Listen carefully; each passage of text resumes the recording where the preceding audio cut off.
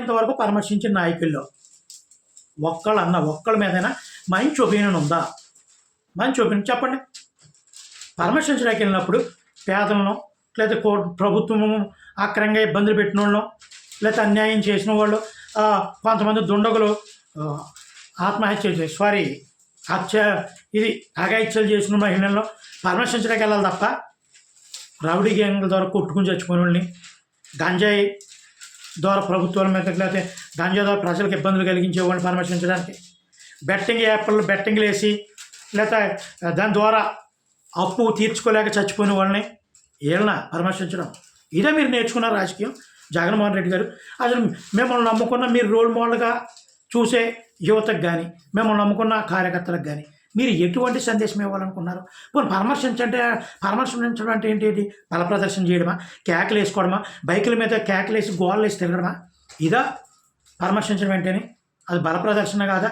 బల ప్రదర్శన కూడా అనరదని విధ్వంసకండ అంటారు. విధ్వంసకండ. ఒకసారి మీరు మారాలి, మీ మైండ్ సెట్ మారాలి. నేను గతంలో 2-3 సంవత్సరాల క్రితం మీరు ప్రతిపక్షంలోకి రాకముందు మీరు అధికారంలో ఉన్నప్పుడే చెప్పాను.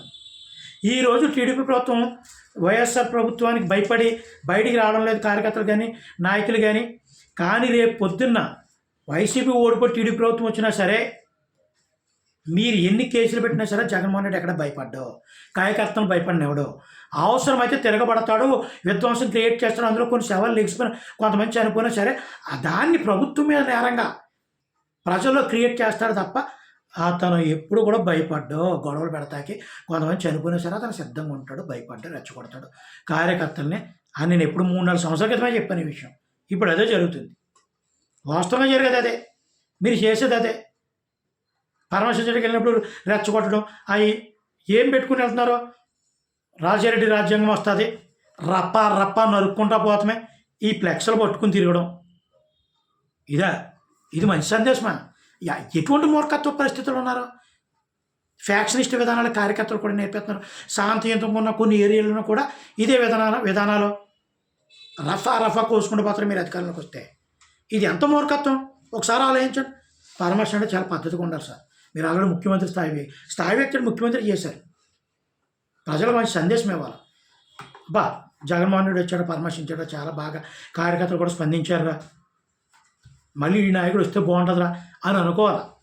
మిమ్మల్ని నమ్ముకున్నవాళ్ళు, మీ ఫేవర్గా ఉన్నవాళ్ళు మీరు ఎంత ఏదో పని చేసినా సపోర్ట్ చేస్తారు, చేయకపోయినా సపోర్ట్ చేస్తారు. అది ఎప్పుడు ఉన్నదే. కానీ మిగతా ప్రజలు అనుకోవాలి కదా. ఆ ప్రజలు అనుకోక కదా 11 సీట్లు వచ్చినాయి. మీరు అనుకుంటున్నారు ఏంటంటే ఈ ఈవీఎంలో గ్యాంబ్లింగ్ వల్లే మనకు 11 సీట్లు వచ్చినాయి. నిజంగా అదే అయితే 2018లో కూడా వాళ్ళకి 23 సీట్లు రావడం కూడా ఈవీఎంలో గ్యాంబ్లింగ్ అనుకోవాలి కదా. అప్పుడు మీరు బీజేపీ తంటకాగారు కదా. మరి అది కరెక్ట్ అయితే ఇది కరెక్ట్ అనుకోవాలి. అది తప్పైతే ఇది తప్పే కదా. మనం చేసే సంవత్సరం అదొకటి చేస్తే వ్యభిచారం అనుకోవడం కరెక్ట్ కాదు కదా. ఒకసారి ఆలోచించండి, మీరు చేసే విధానం ఏమాత్రం కరెక్ట్. ఓకే, జై హింద్, జై భీమ్.